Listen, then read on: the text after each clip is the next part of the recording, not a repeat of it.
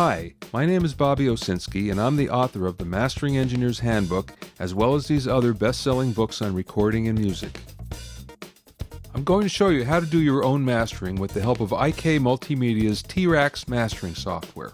First of all, let's take a look at what mastering really is. Mastering is the process of turning a collection of songs into a record by making them sound like they belong together in tone, volume, and timing, or the spacing between songs, as well as making any final editing fixes. A project that's been mastered sounds complete, polished, and finished. The usual mastering signal chain has the EQ first to adjust the tonal balance, then a compressor to raise the relative level, then finally a brick wall limiter. The limiter is always the last in the chain, no matter how many other devices you add and in which order, because it stops any digital overs from happening. We're going to use my favorite mastering package, T-Rax 3 Deluxe, as an example. I like T-Rax because it can be used as a standalone app on the desktop, as well as a plugin in your workstation. It also has all the features needed for a professional mastering job. EQing is usually the place that gets engineers who are mastering their own mixes in trouble. There's a tendency to overcompensate with the EQ, adding huge amounts, usually on the bottom end, that wrecks the frequency balance of the song completely. Listen to other songs that you like first before you even touch an EQ parameter. The more songs you listen to, the better. You need a reference point to compare to, and listening to other songs will prevent you from over-EQing. A second rule is, a little goes a long way. If you feel that you need to add more than 2 or 3 dB, you're better off to remix. That's what the pros do. It's not uncommon at all for a pro mastering engineer to call up a mixer and tell him where he's off and ask him to do it again. The compressor is where you get your gain from. Set the ratio at 2 or 3 to 1, with only about 2 or 3 dB of gain reduction.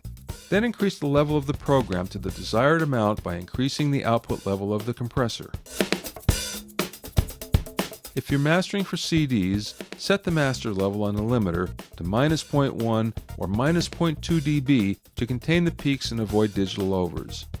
If you're going to be exporting MP3s, setting it to -1.1 or -1.2 dB might actually be better, since many MP3 encoders output a dB hot. Be careful not to overcompress or overlimit your song, because this can lead to hypercompression. Instead of making a song louder, hypercompression sucks all the dynamics out of it, making it lifeless and fatiguing to listen to. Here's an example of a waveform of a hit song from 1985. Here's that same song when it was reissued in 1990. Here it is again in 1995. Notice how much hotter the waveform is. Here's that same song in 2000. Notice how the waveforms are beginning to clip. And here it is again in 2005. Look at how there's no dynamics left. This is what you want to stay away from. So remember, if you're mastering yourself, stay away from large EQ boosts. If you feel that you have to add a lot of EQ, you're better off remixing. Constantly compare your mastering job to other songs that you like the sound of. T-Rax makes this pretty easy with its A/B function. Concentrate on making all the songs sound the same in relative level. This is one of the key operations in mastering. The idea is to get them to all sound like they're at the same volume.